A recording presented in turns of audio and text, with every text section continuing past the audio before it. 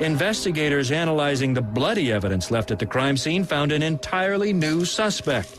His name, Rudy Gaudet, a known petty criminal from the Ivory Coast who fled to Germany shortly after the murder.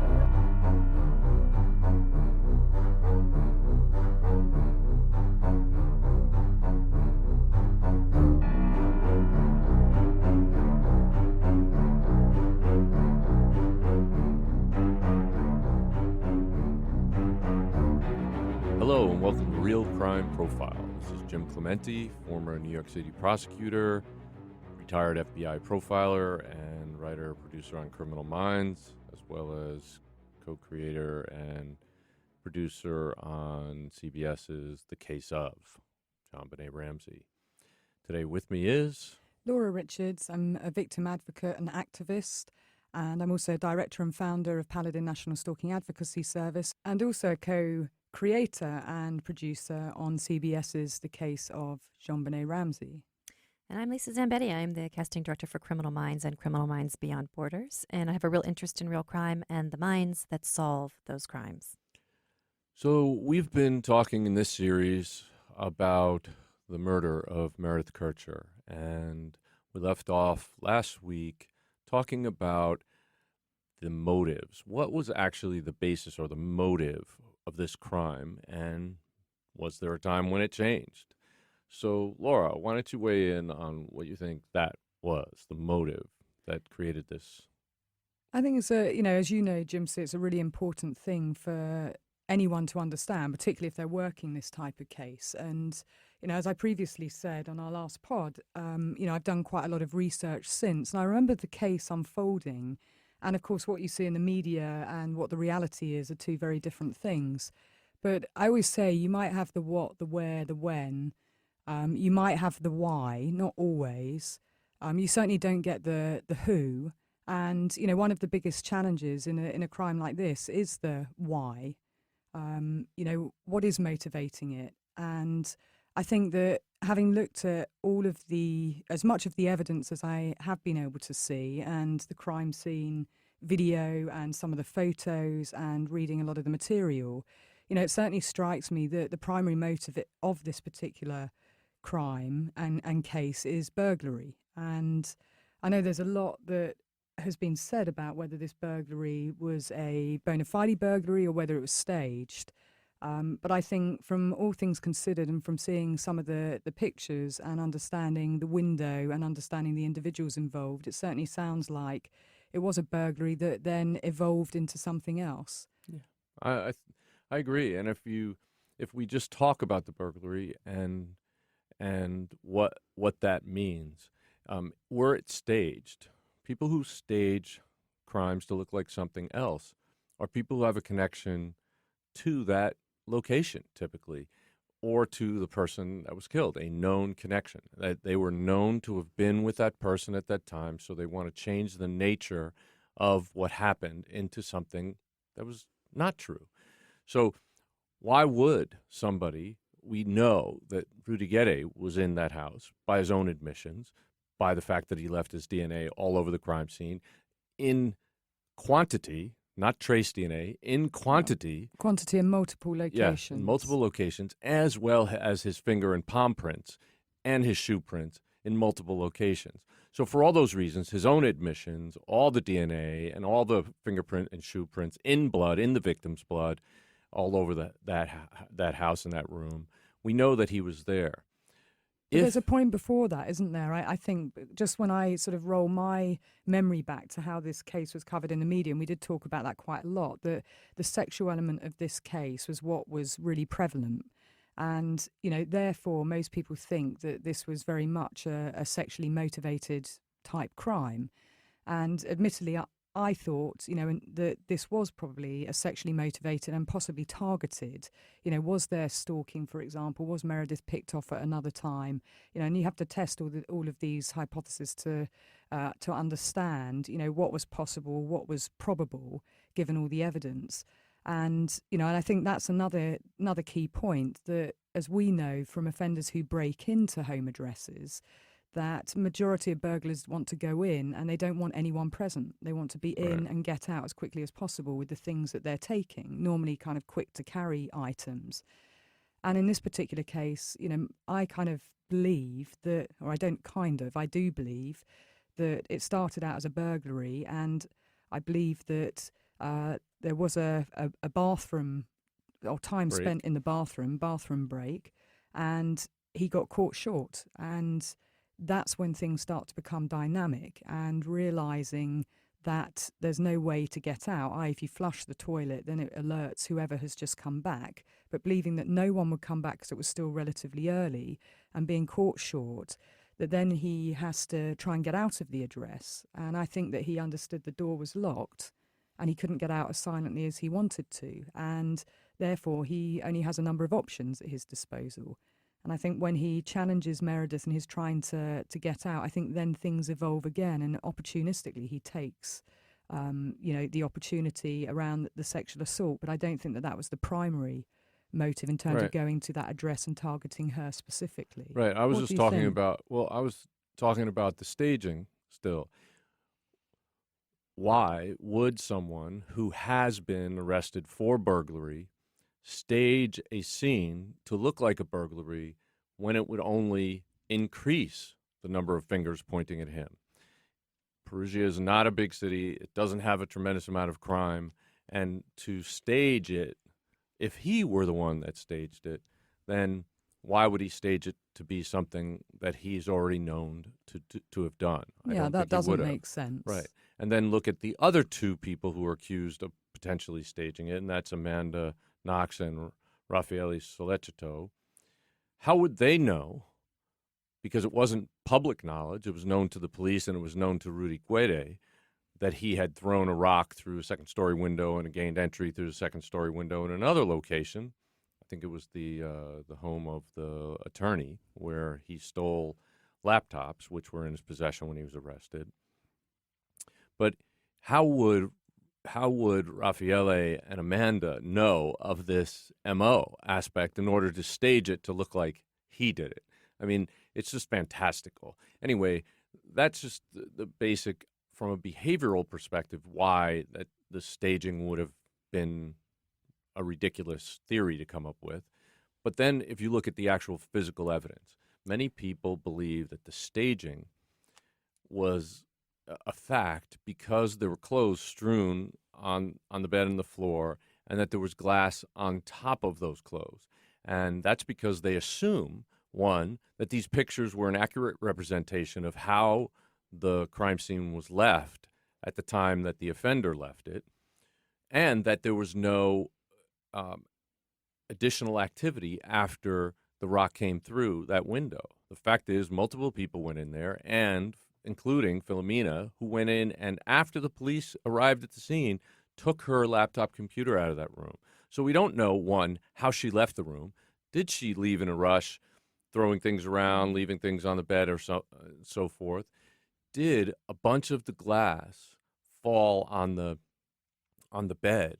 And then when Rudy Guede came in the window, he may have gone onto the bed and knocked things onto the floor and knocked glass on top of it that was on the bed. I mean, there's so many different things. There's so many variables. Crimes and crime scenes are dynamic. They don't just happen in a vacuum and then stay put. These pictures that everybody looks at were taken many hours after the crime occurred, many hours. And so a lot of things could have happened in between, including continuous activity by the person who came through that window.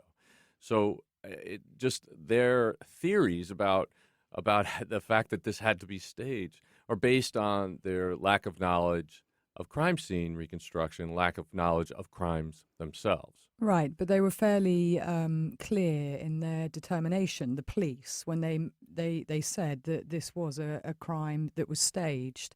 And I think their theory, yes, and that's become kind of in the zeitgeist that people just take that verbatim. But I think when take it as fact, and I think that's why it's important that we strip it back. That even if we take it away from, the who are the individuals, and just look at the behaviour alone, would it make sense for someone to do this? Would it make sense for someone to stage it? Well, as you quite rightly said, no, it wouldn't.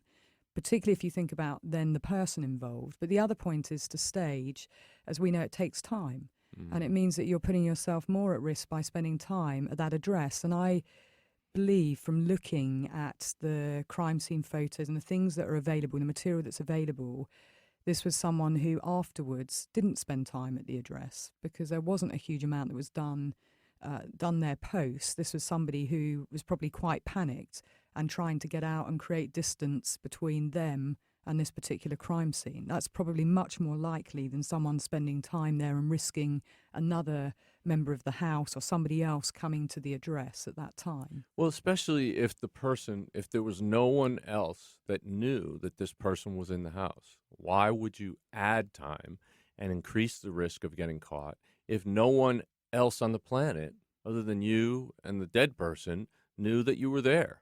It just makes no sense. Plus, if you're going to the trouble to stage it, why not then take the laptop and actually steal things? If you're going to stage a robbery, wouldn't you want to steal more and look like it had all been ransacked? And this is, of course, a burglary, and there is a difference between a robbery and a burglary. But I think the two phones we discussed before, didn't we? Meredith's phones went. $300 was missing. $300 from and keys. her keys. Right. Yeah, so some things were taken, but I think the laptop being set down in Philomena's room, I do think that could well have been certain things being placed, getting ready to take them. Right, but then he went to the bathroom and got surprised, and he forgot about it in there. But he may have trashed the room in there. I can give you a perfect example, okay? Let's say he came in and the room was pristine. There was clothes, a bag of clothes, whatever. There was glass on the bed. There was, a laptop on the desk and other things. Well, he could come in, find the laptop, say, okay, this is something I want to remember. I'll place it right in the middle of the room so I don't forget it.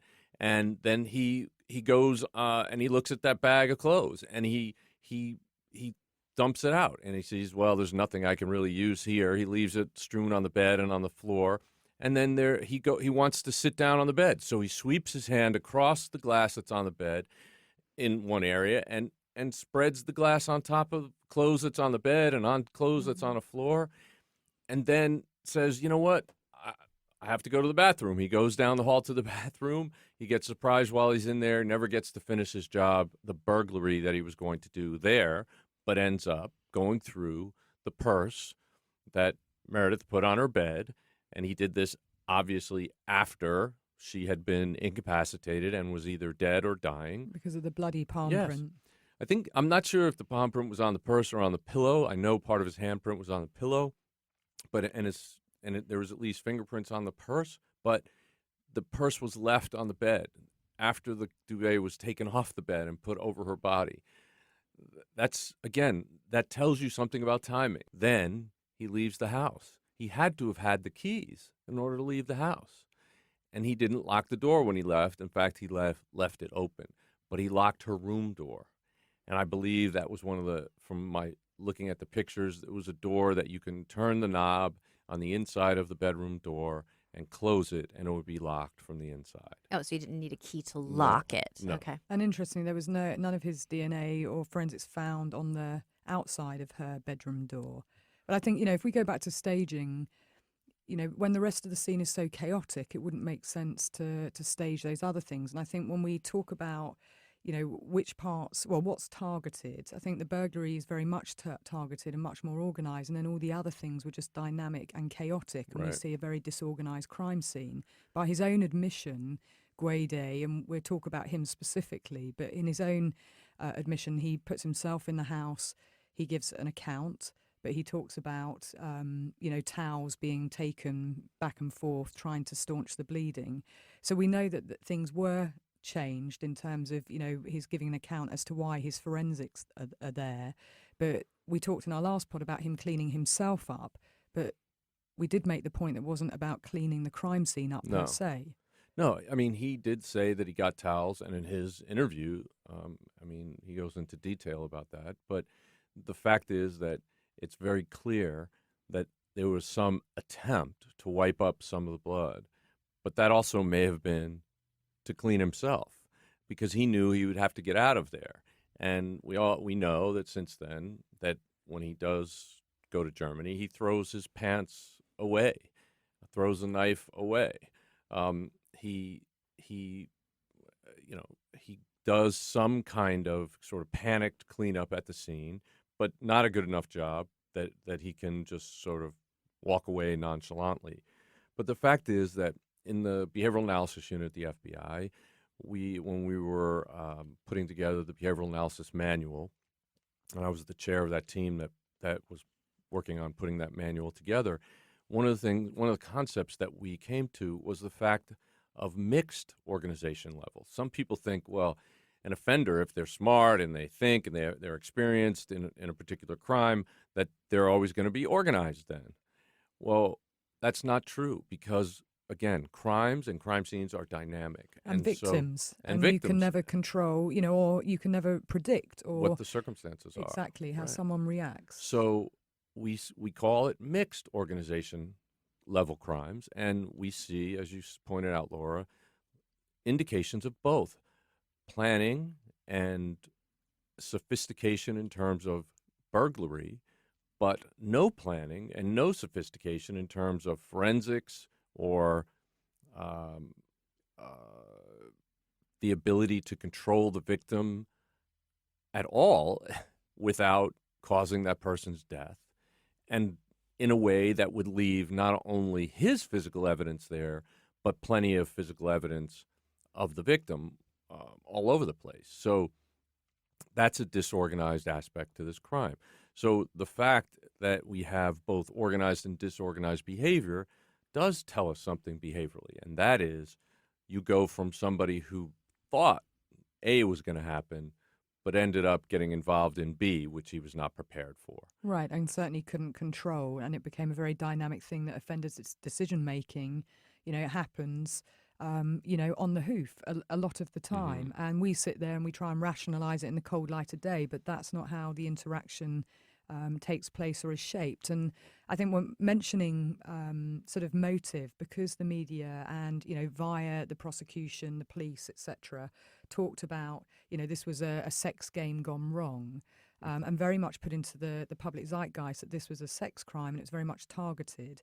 I think from looking at the crime scene and understanding what happened, well, I saw no sign of any ritualistic behaviour and certainly no sign of, sex game paraphernalia. No, and no, in the crime scene, you don't see any blood spatter shadowing, so there's no indication that there were multiple offenders there. You see defensive wounds on the victim, and there were defensive wounds on Meredith Kircher, at least 3 cuts on her hand, 2 of them from a sharp blade, knife-type wounds, and one of them from a sharp, pointy-type wound that was more of a tear on her hands. Those are defensive wounds. So she was fighting back, Yes. and this was in the autopsy report. Yes, and also her elbows were bruised, and her leg or thigh was bruised. There's a lot of indications that she was fighting back. However, it's also a fact. We know the offender had a knife, and many times human beings can be controlled with a knife. Why is that? They're actually more easily controlled with a knife than they are with a gun. And why is that? Because most people haven't been shot before. They haven't experienced that before. So it's an unknown to them, but almost everybody has been cut, and they know the feeling of it. They know how easily a knife can cut through their fingers. They know how much damage it can be done. It's something they have a visceral memory of because they've just lived their lives. Most people haven't been shot, and so they act differently. They'll run away from a gun, but a knife can control people. Right, and the point of the injuries, I mean, you describing them, and certainly, we talked about over 40 of them, is that if this were multiple individuals, multiple perpetrators working in concert with each other, she would have been overpowered far Immediately. more, Immediately. effectively. Yes.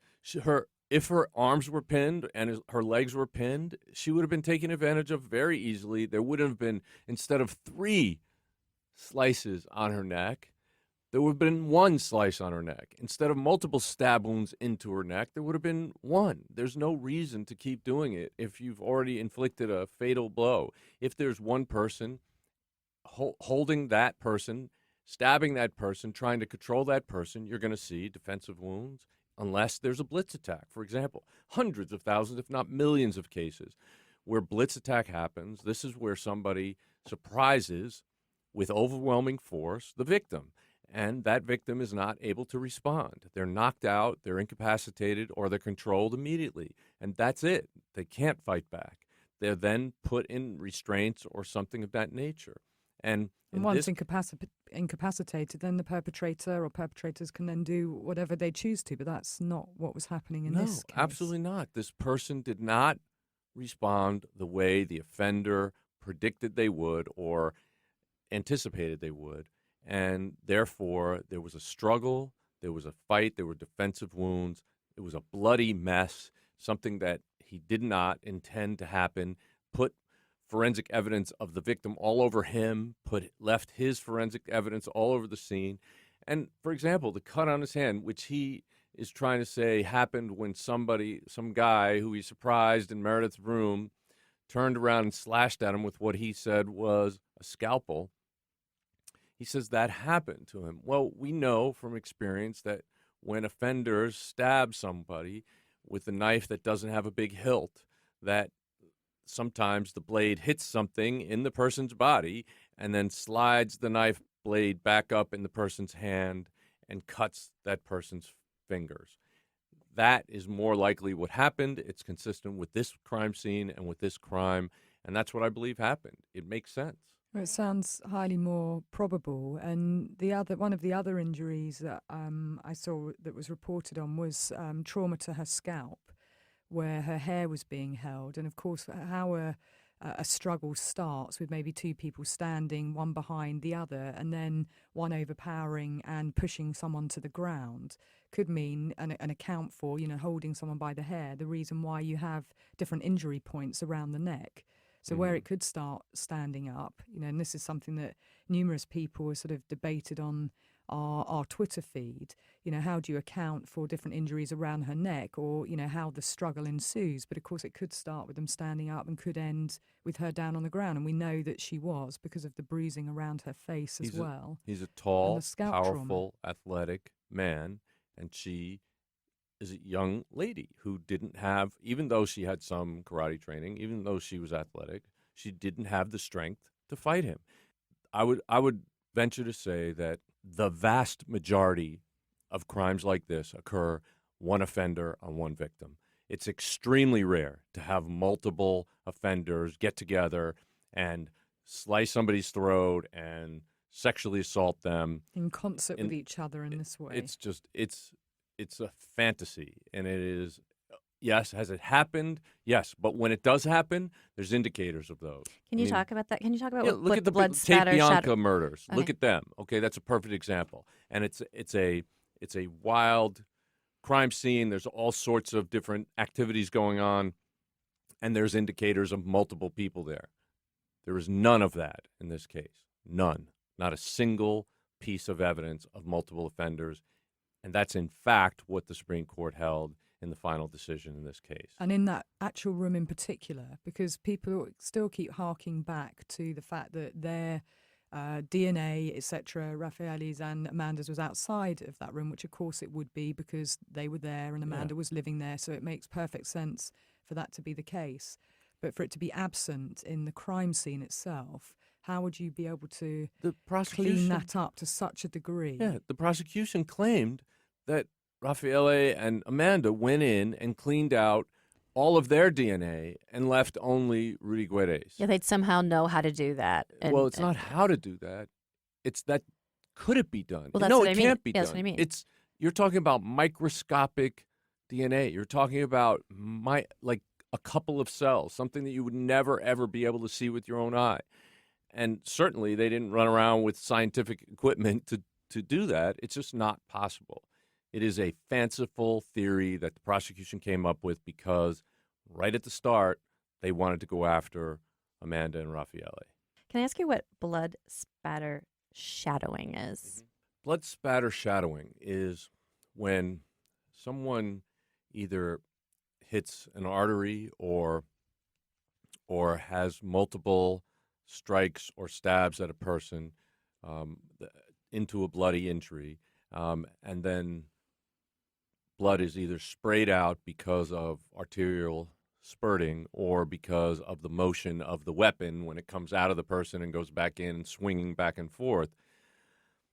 if someone is present in that crime scene and they're in the direct path of that blood spray, you will see on either side of that person, or even in the depending on the size of the spray, even in the shape of another person, a shadow on the wall. You'll see blood spattered around the shape of the person, and you will see a blank space where there's somebody was standing.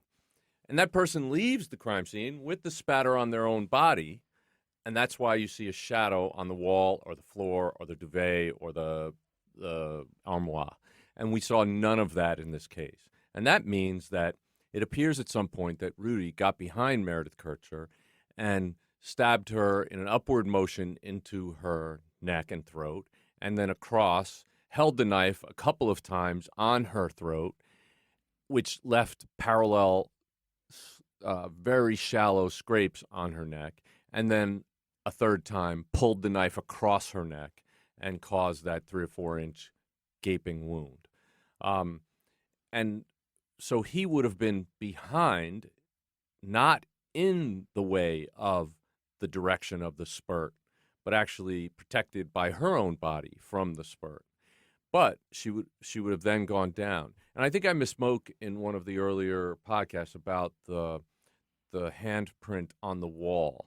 I believe that Gede made a statement that he actually was trying to write what she was saying on the wall. So that might have been his handprint on the wall rather than Meredith's. But either way, it's consistent with the scene having started towards the head of her bed, perhaps even sitting on that, pulling her back towards the bed, because there was some direct drips straight down from a wound, a bleeding wound, onto the slats of the bed and then through the slats onto the floor.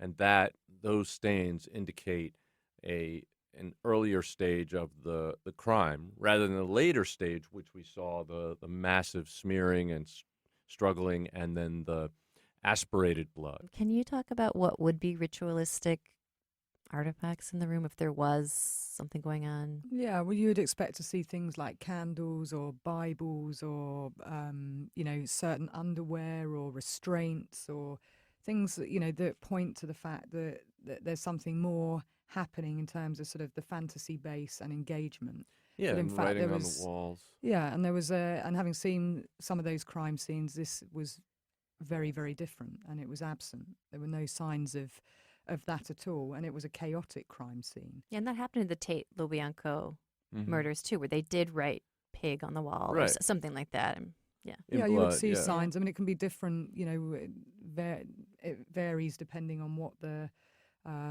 psychology of the individual is. But this doesn't look like a sex game gone wrong when you don't see any paraphernalia either to that tune, and just the way that her body was left.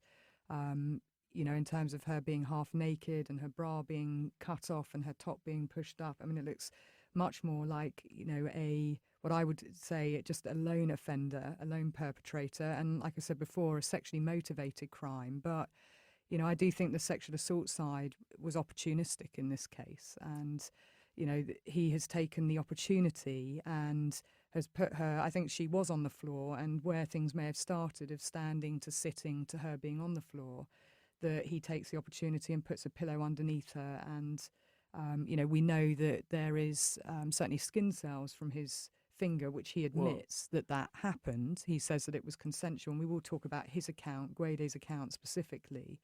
So that points to digital penetration at the very least. And that's all you can say scientifically. At the very least, we know there was a semen stain, but of course that wasn't tested. Right. But all we know is they're skin cells. We don't know where they came from, whether it's from his finger or his penis or some other part of his body. But we know there's skin cells inside of her. They are epithelial cells. Right. And those are skin cells. He also said, well, I did read somewhere actually that they said it was from his fingers. And he then said on interview 2 that yes, it was digital penetration, but it was consensual. He said it was consensual. It could be from his finger, but it could also be from his penis. It doesn't. I don't believe you can tell the difference between a skin cell on your finger and a skin cell on your penis. They're still skin cells. They're not distinguishable that way. Membrane type cells. I'm trying to.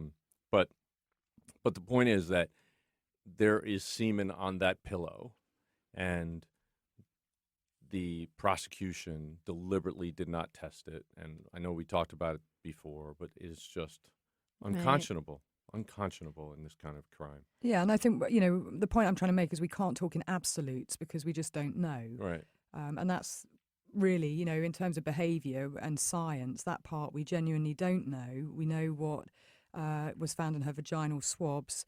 We don't know where it came from, but he does say in his account where it came from. And I'm sure I read somewhere else, and I'll try and find it. Okay. But you know, I was wondering whether the sexual side, when it starts, that it's not a completed act anyway. And of course, we don't know because the semen was never tested. So whether he then, you know, for whatever reason, takes a different tack and panics and then wants to get out of the address, again, we don't know. And, you know, this is one of the biggest problems when a crime scene isn't processed in the right way, but from start to end. Right. We should also keep in mind, though, that he wants us to believe, based on his statements, that the sexual act was not completed. But the fact is that a sexual assault was absolutely completed. We know that for a fact.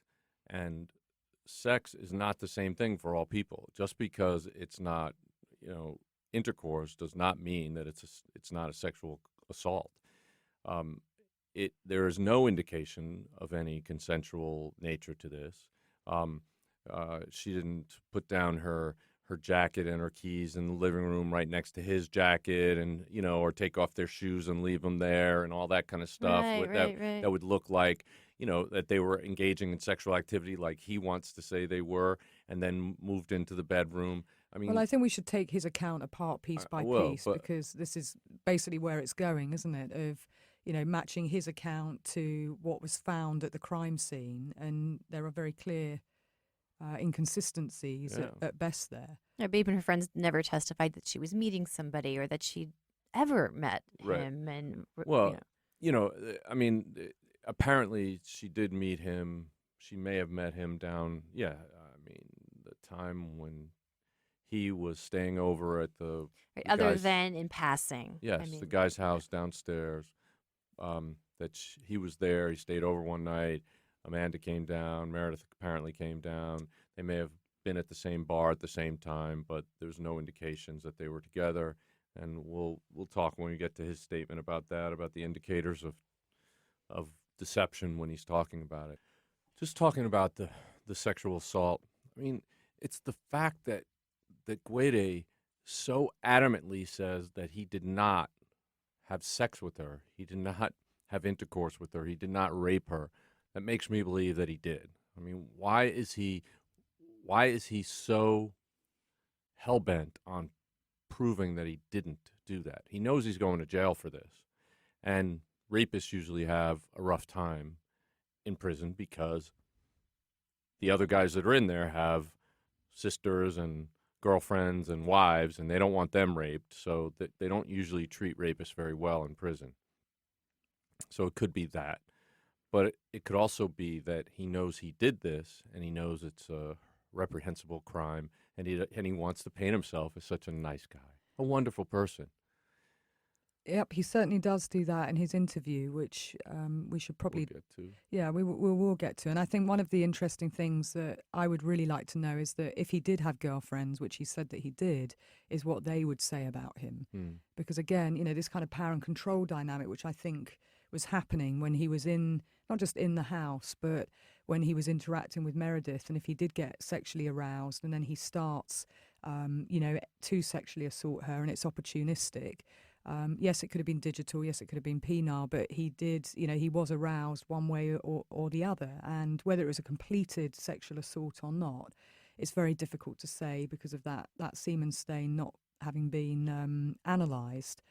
But I think certainly the way that he, his account and how he conducts himself and how he portrays events, there are you could drive a truck through a lot of the things that he says, but he does present incredibly well. Right. And to those who don't know the case, it all sounds highly plausible. Right. Well, something you just said struck a chord with me also, that this is at night, the day after, it's November 1st, right? right after Halloween, and um, he does have a habit of going out to bars and clubs and the disco and so forth. It's possible that he was drinking or partaking of drugs because that lowers inhibition. And you said it's a crime of opportunity. People's inhibitions are lowered when they have when they're under the influence of a substance like that, and so he can make decisions that he wouldn't normally make, bad decisions that ended up, in this case, in the murder of Meredith Kircher. And I think that's another indicator, both the time and the fact that he made not very good decisions about what to do next. And had he not been impulsive, had he actually thought through, he probably wouldn't have attacked her and killed her. But he did. And so that behavior tells us that his impulses were very high. His impulse control was very low. So that's an indicator he could have been under the influence of alcohol or drugs at the time. I think that's a good point. And, again, with baseline of behaviour, it could be that he's just a poor decision maker. But exactly as you said, Jim C., there could be alcohol and or drugs involved too, which clouds judgment, changes the dynamic. And one thing that makes sense at that time would not make sense in the rational light of day. And I think that's an interesting point, because he does talk about drugs and alcohol in his interview. So it's not him, right? Again, it's one of the things that he adamantly denies. It's all about image, right? But we'll get to that in a little bit. We will. And I mean, the last point just around the crime scene, and, it was visible in the crime scene video, was just about the duvet that had been it looked like it had been thrown over her rather than she had been, covered from head to toe. Her face was showing, and I believe it was her left foot that was sticking out as well. Talking about the duvet, what it reminded me of, this is just from my gut, it reminds me almost like a childlike behavior. Like when a child messes something up or breaks something and they just like throw their blanket over it. Because if I can't see it, it didn't happen. Or when you're trying to hide and you just put your blanket, like, I'm not here because you can't see me. That's in my gut. That's what I thought when I saw that. What did you make of that, Jim? Well, some people have said that indicates that the offender cared for the victim. I think it's the exact opposite. This wasn't a caring, loving, nurturing, wrapping the victim in a blanket. This was carelessly tossed over her so that he didn't have to look at her. He had made a mess, not only of this scene physically, but of his life at this point. I think it's something he didn't want to face. I think it's something that after he was done, I believe that he probably did ejaculate. And after that, male offenders, after they ejaculate, the next 10 minutes, they really take a deep dive into depression, that they really feel, those are the times when they really feel the most weight of what they had just done. It can really hit them. And typically they panic and try to get the hell out of there. But he had come to this place, and I think this is another indicator of the ultimate initial motive of this was the crime of burglary, because he did then, after he placed the duvet over the victim, the dead or very close to dying Meredith Kircher, he then took her purse and went through it, took money, credit cards, phones, and her keys, and left the apartment. And I think that tells you what kind of person Rudy Gay is. The fact that after he had sexually assaulted and murdered Meredith Kircher, he then burglarized her house and committed it was actually a simple crime that he had intended to. He just made sure that he actually carried it out. Not to the point where he remembered the laptop. I think he was too frazzled after the crime to think of that. But he wasn't too frazzled to get money and credit cards and phones. His phone had been taken, another thing, when he was arrested in Milan. His phone had been taken from him.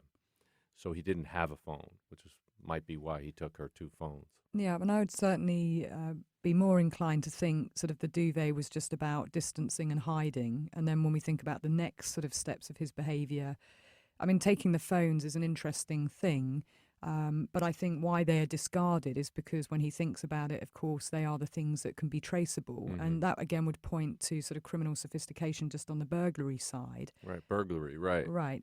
But of course, he didn't have his phone. But it might have been those things that he just quickly grabbed rather than thought through at the time, but then he discards. Were his fingerprints ever recovered from those phones? Do we know? I doubt it, but what might have happened was he might have gotten to a certain point and realized how stupid it was because they can be tracked, or he might have found that they were password protected and he couldn't use them at all, so he just tossed them. Well, one was a sort of a cheap, pay as you go, and the other one was hers. But I'd more than likely be inclined to think that it's more about the traceable element for him, because then thinking of next steps, post-offence behaviour, the fact he's cleaned himself up to a degree. But I think what's interesting is the fact that he appears in a club dancing, and that's the sort of thing that I would expect from the perpetrator in this particular case, that evolved from one thing to something else, but now is thinking about getting himself alibied and other people seeing him.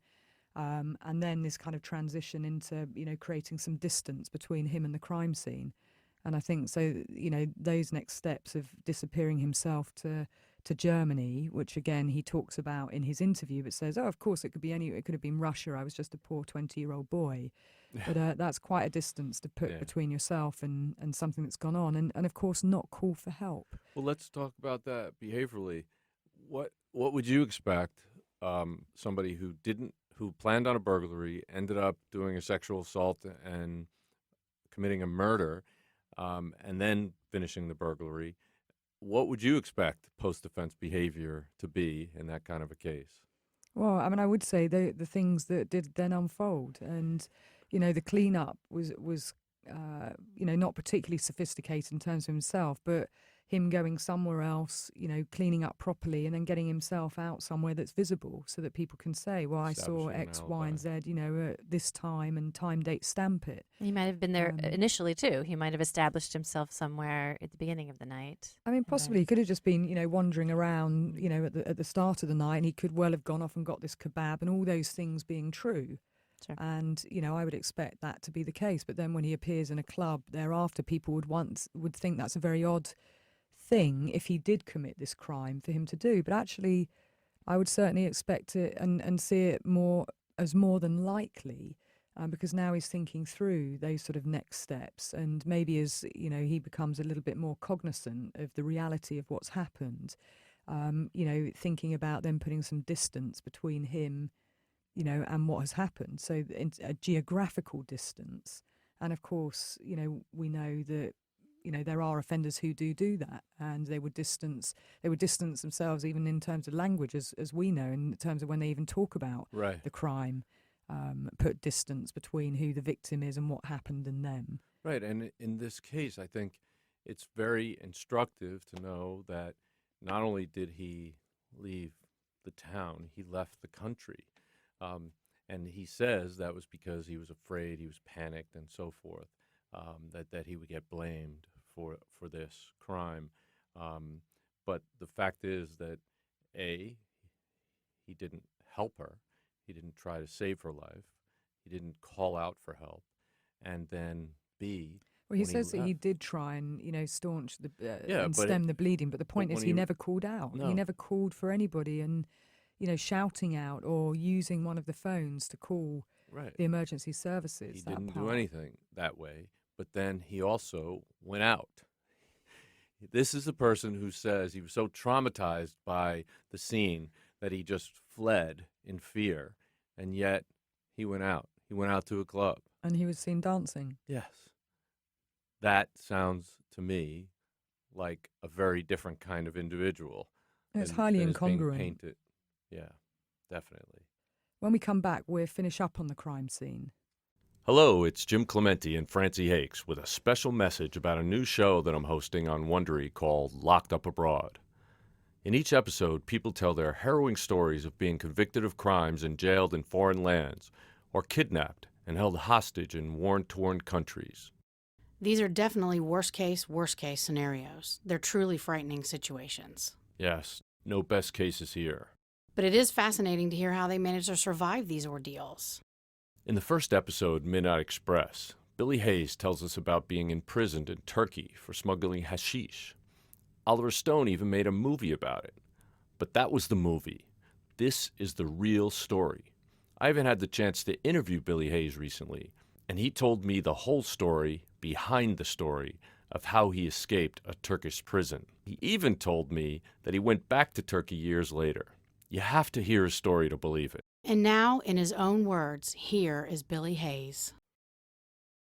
It turns out Gaday's handprint, made in Meredith Kircher's own blood, was found in the victim's room. Gaday's DNA found inside the victim's body in her vagina. His DNA on her clothing, on her purse. His feces even found on used toilet paper left near an unflushed toilet down the hall.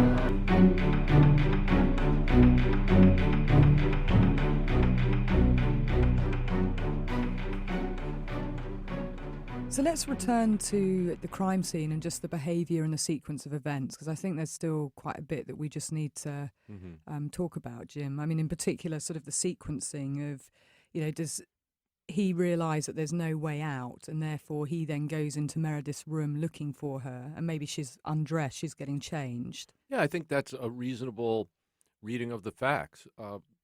There's probably he was searching to get the keys so he could get out the front door. He's not going to jump out the second-story window that he came in through, but he needs to get out of the house, so he probably went back to look for her. And so you're thinking maybe he threatened her, give me the keys, or could have made up a story. I don't know. Well, he may trying to... may have intended to do that, but she may have been in the process of getting undressed. It's at night. She's alone in the house.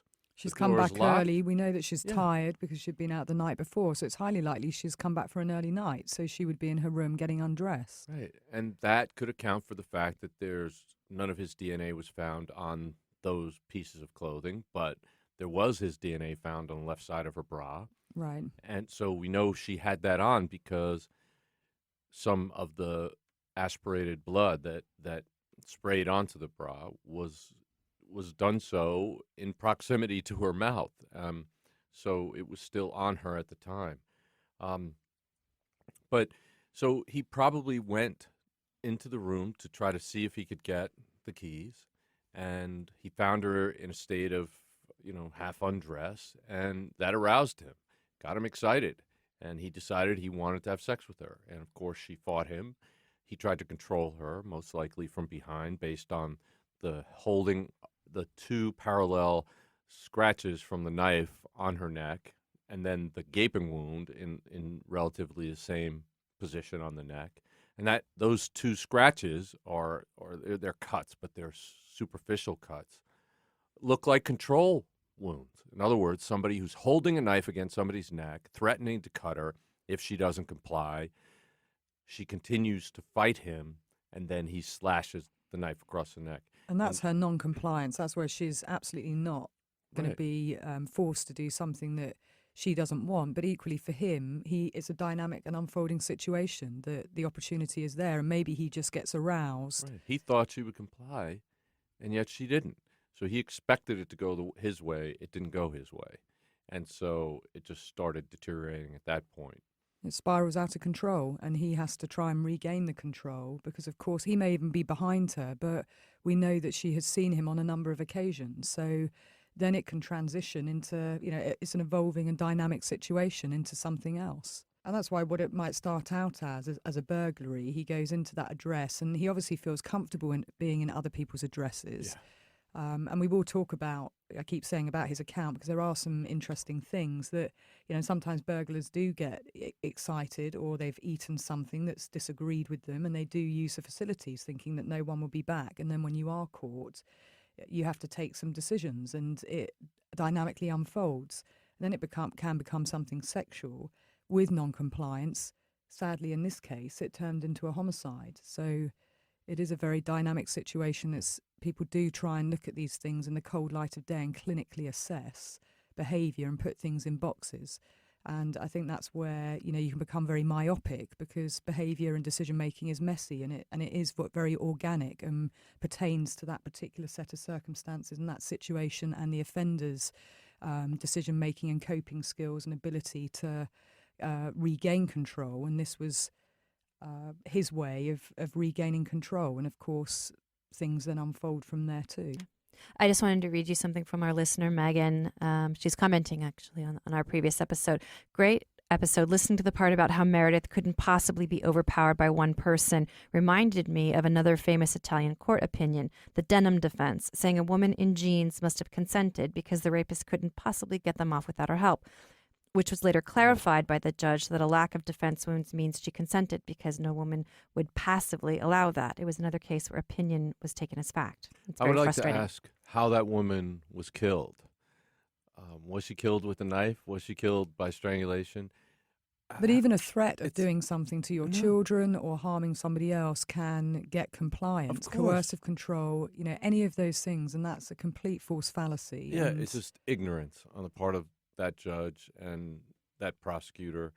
I mean, clearly, the fact is that people are put in control by one person many times because they're afraid of being hurt and afraid of being killed. right. I mean, somebody has already invaded your space. Somebody surprised you and blitzed you. I mean, it's a very difficult situation for a young lady to be in. And then to find, I mean, she could have been in a state of half dress at that time, feeling very vulnerable. I mean, it's just outrageous. And it's And- completely outdated, and all these kind of myths and stereotypes really, need to be quashed and smashed through, and people need serious education, because we think about domestic violence. All of that is built around coercion and power and control, and that old adage, well, there's no physical evidence of rape, ergo it's not rape. Is an absolute nonsense. And, I sadly have seen many cases where one perpetrator has overpowered another using a knife or another weapon, and some of them are not conventional weapons either. One victim in particular, Jane Clough, suffered 72 stab wounds at the hands of a perpetrator that she knew. She defended her life and fought for her life, and then he slit her throat to silence her forever. And these cases do happen. And of course, if people don't, casework, or they don't have exposure to this, all they tend to understand or see is shows like CSI and other sorts of, TV shows, which, go some way to educating. But of course, in these kinds of shows, everything happens in a very clinical and quick and efficient way, because they need to solve it in, 45 minutes. Exactly. Yep. Okay, guys, we're going to take a break. And when we come back, we're going to talk about something else.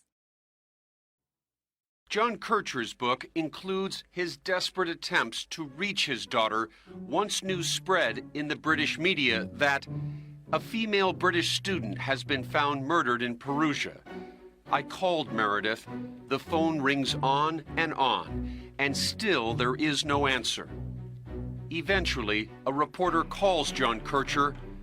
I shall never forget her words. The name going around Italy, she says, is Meredith.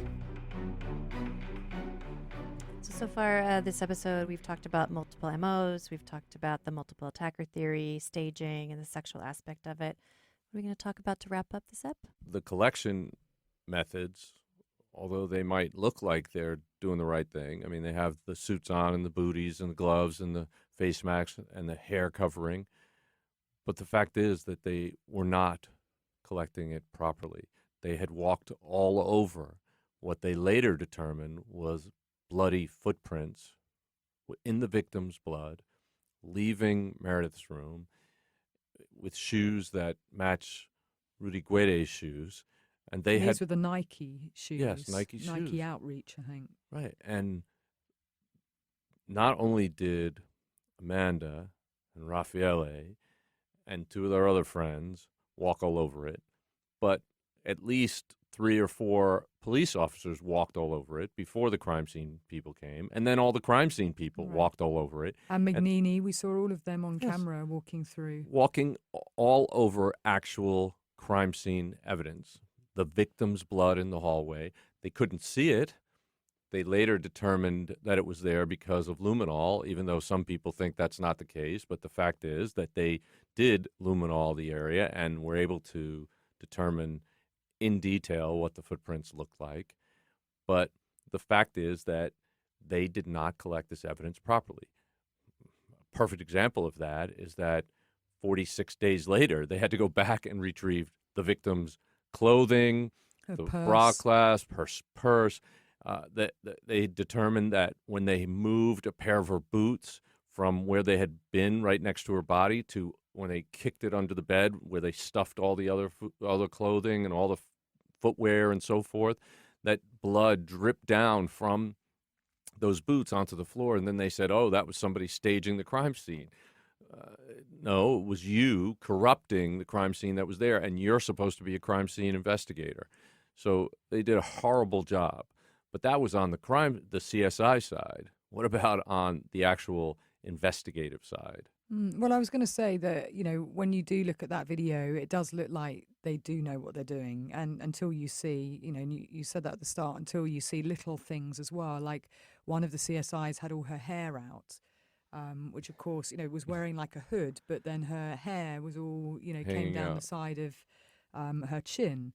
And, we talked before just about the lack of using sterile tweezers when they were handling things. Yeah, they didn't and- use any tweezers. Right, they were And- using their hands and just passing it between, Well- but kicking down doors. I mean, and it wasn't. I saw a couple of times, where a door was just being kicked down. It wasn't Meredith's door, but we talked about handling multiple pieces of evidence. Right, not and- changing your gloves, not changing the booties that you're wearing over your shoes when you go from room to room to room, walking over one bloody crime scene into another bloody crime scene with the same booties on your shoes. I mean, it's just absolutely ridiculous. Right, and that chain of command. I mean, that chain of custody. I don't know how you feel, Jim C, about obviously each piece of evidence has to be assessed and collected on its own merit. And some of the people that are tweeting Real Crime Profile are also sort of saying things like, well, if the crime scene was compromised in terms of the way that things were collected, then does that not just mean everything is thrown It's a good into theory. question? It's a good theory, but the fact is that they cannot contaminate one of Rudy Guede's fingerprints in blood onto the pillow under the victim. That can't be contamination. So that in and of itself disproves that theory that they came up with. The fact is Rudy left his fingerprints, which you cannot transfer a fingerprint because you have the same pair of dirty gloves on or the same booties on. You can't transfer somebody's fingerprint, especially not in the victim's blood, if it didn't exist already in the victim's blood right there. So there's plenty of copious amounts. We're not talking about transfer DNA of Rudy Guede. They didn't have to look for transfer DNA of Rudy Guede because they found plenty of actual hands-on fingerprints in the victim's blood in that crime scene, as well as DNA from him on her bra and as well as inside of the victim. They could not have contaminated his skin cells into the vagina of the victim. Not possible.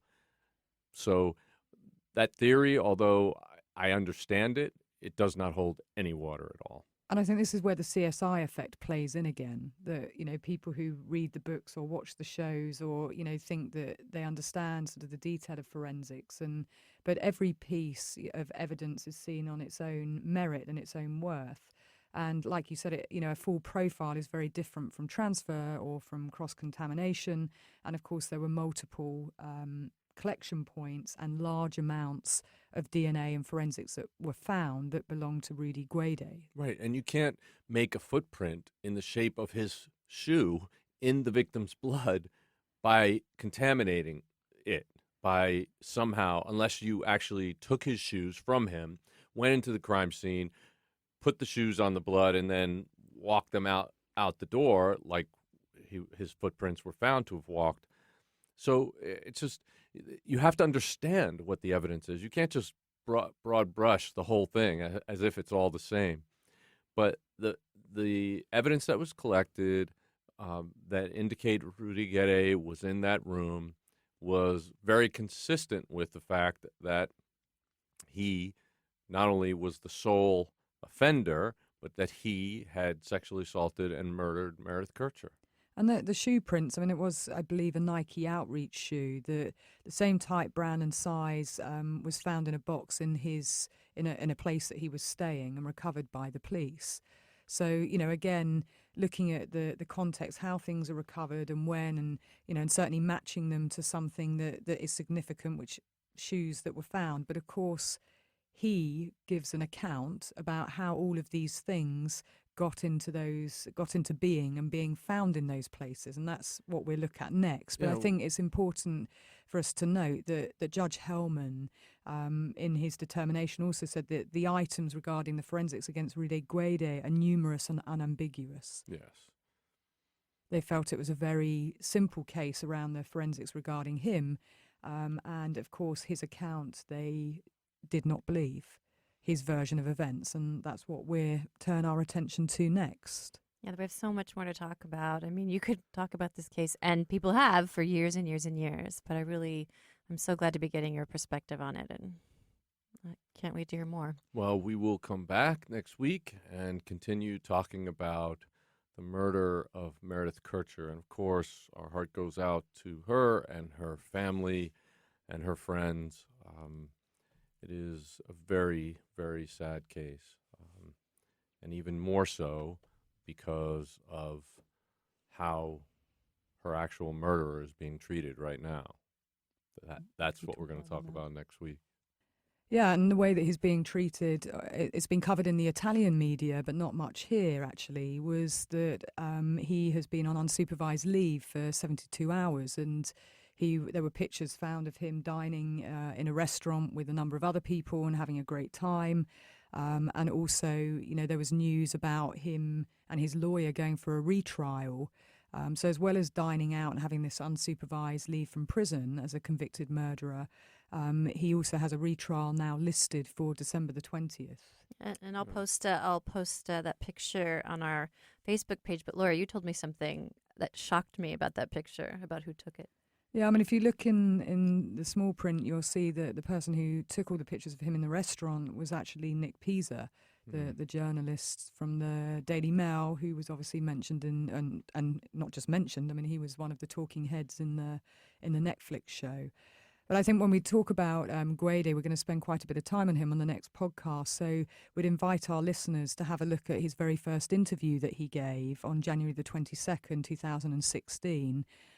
It was actually an interview that he gave from prison with Franca Liacini, and it was part of, or one of the stories covered in story Maladet, which means cursed stories, and it's a very extensive interview. There's actually 11 parts that you'll find online, and it's been translated with English subtitles. Right, and one of our listeners actually posted that for me on our Facebook page, and I'll repost it in our feed. But yeah, from prison in air quotes, because it looks like he's in Sleeping Beauty's bedroom. It does not look like he's giving an interview from prison. There's a couple of places where they pull back the camera and you're seeing an overview shot, and it's actually has a series of sewing machines. And that's what I'm saying. It looks like a little fairyland where people are. All right. Well, it actually looks like a place where they're actually creating garments. I mean, it could be a job within. It could still be within the prison. I mean, it's pre-taped. Like there's multi-cameras. It looks like totally it's all lit like pinks and Disney pastels and silks and satins. And it's highly stylized. Yeah. And Jim C and I have gone through it in detail, and we want to take you through what our thoughts are. And again, this is his very first interview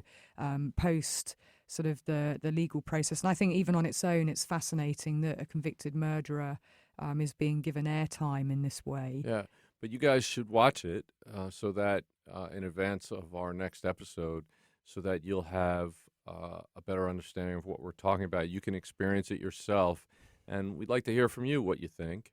Yeah, let us know your thoughts on it. Right, and we will fill you in on what we see behaviorally in this very revealing interview. The other interesting thing just with the interview is that he also set up a Facebook and Twitter account just before this interview aired. So have a look. Guede did.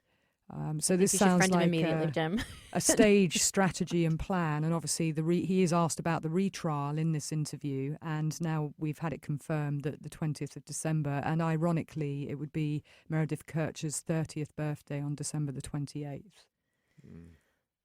Very sad. Yes. Well, that's it for this week on Real Crime Profile. Thank you for listening, and we'll be continuing with the case of the murder of Meredith Kircher next week on Real Crime Profile. So if you enjoy our podcast and would like to support us, there are a couple of important things you can do. First, you can go over to iTunes and give us a positive 5-star review. You can check out our sponsors and take advantage of the special promotions for Real Crime Profile listeners. You can go over and like our Facebook page, and you can follow us on Twitter. But most importantly, you can share our podcast with friends, family, and anyone you know would be interested in real crime and the minds that solve those crimes. So thank you for listening. Real Crime Profile is produced and edited by Paul Francis Sullivan. Sound engineered by Terrell Parham. Music composed by Simba Tsumba. Logo art by Jim Clementi. Real Crime Profile is produced by XG Productions and distributed by Wondery. For advice and support if you're experiencing stalking in the UK, you can contact Paladin National Stalking Advocacy Service on 0203 866 4107, or you can go on the website www.paladinservice.co.uk. If you're experiencing domestic violence, call the National Domestic Violence Helpline free phone 0800 2000 247. In the US, if you're experiencing domestic abuse and need advice, safety, shelter or counselling, call Genesis, the 24-hour hotline, 214-946-4357, or go on their website, www.genesisshelter.org, or the domestic violence hotline on 800-799-7233. If you're a regular listener to the show, you know we have great brands like Blue Apron, Audible, and Casper advertising with us, and they keep coming back because our listeners really respond to them, which we're really thankful for. Well, if you happen to own a business or manage the advertising buy for one, then you should consider advertising on Real Crime Profile. Podcast advertising is on the rise, and it's one of the most effective ways of reaching consumers on the go today. So please go to Wondery.com/advertisers. Again, it's Wondery.com/advertisers and get in touch with us. Thanks.